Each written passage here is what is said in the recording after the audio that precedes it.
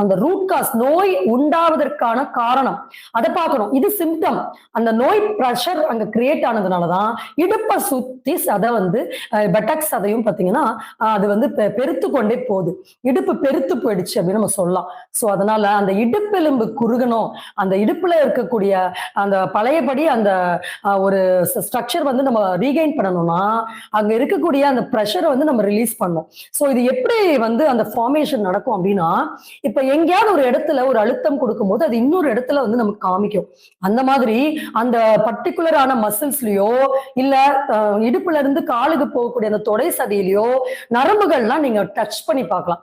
Touch பண்ணி பாத்தீங்கன்னா அந்த நரம்புகள்லாம் அப்படியே இறுக்கமா இருக்கும், டைட்டா இருக்கும். ஏற்கனவே சொன்னோம், அந்த நரம்புகள் எங்க கனெக்ட் ஆயிருக்கும்? உறுப்புகள்ல கனெக்ட் ஆயிருக்கும். சோ அப்ப எனி கிட்னி ரிலேட்டட் ப்ராப்ளம்ஸ் இல்ல எனி யூட்ரஸ் ரிலேட்டட் ப்ராப்ளம்ஸ் இருக்கா, அப்படி இல்ல பிளாடர்ல இந்த மாதிரி